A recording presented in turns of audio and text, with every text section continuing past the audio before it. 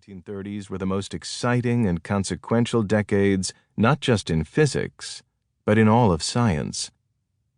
But the 1920s and 1930s were notable for something else, no less consequential and no less dramatic: the rise of Nazism in Germany and fascism in Italy. From the discovery of the neutron in the year before Hitler came to power in Berlin, some scientists were aware of the theoretical possibility that the massive energy wrapped up in the nucleus of the atom could be unlocked, but hoped against hope that it would never prove practical.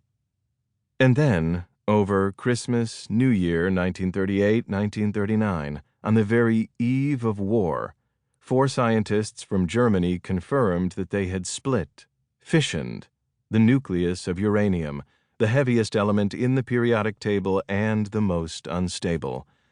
The possibility of nuclear weapons came a frightening step nearer. One German scientist, Werner Heisenberg, arguably the most brilliant of all, who had won the Nobel Prize in 1932, aged 31, was much later to say that had a handful of physicists got together in 1939 and refused to do any more work on nuclear weapons, there was nothing the politicians could have done, and the whole nuclear arms race would have been stillborn. Instead, that year, a very small number of highly trained individuals suddenly found themselves in possession of knowledge and skills that could, at least in theory, decide the outcome of war, should it come to pass, which seemed increasingly likely.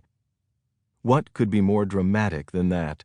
An idea so powerful that it could determine the outcome of a world war. Einstein himself was distraught. 6 years later, Einstein's remarkable insight was fully realized. On Monday, July 16, 1945, at 5:29 a.m., the first test of an atomic bomb was successfully carried out at the so-called Trinity site in the Alamogordo Desert in New Mexico.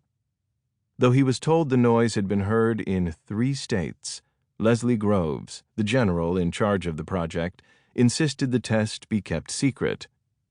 "Can you give us an easy job, General?" an aide remarked. "Like hiding the Mississippi River?"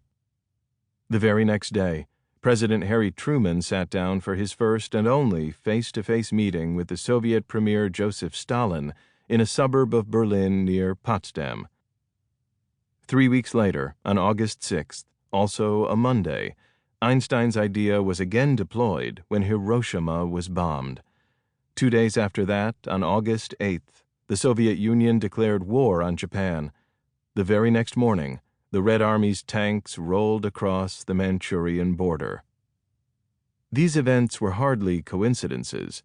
In recent years, the view has become established, among historians at least, if not yet the general public, that the bombs dropped on Hiroshima and Nagasaki were not needed to end the Second World War, but had another purpose.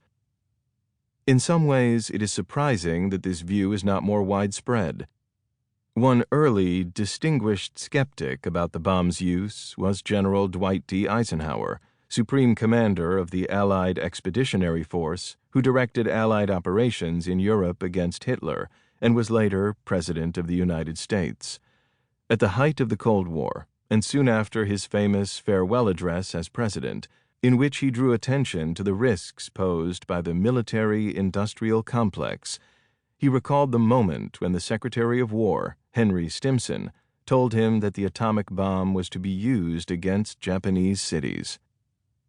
During his recitation of the relevant facts, I had been conscious of a feeling of depression, and so I voiced to him my grave misgivings, first on the basis of my belief that Japan was already defeated and that dropping the bomb was completely unnecessary, and secondly because I thought that our country should avoid shocking world opinion by the use of a weapon whose employment was, I thought, no longer mandatory as a measure to save American lives.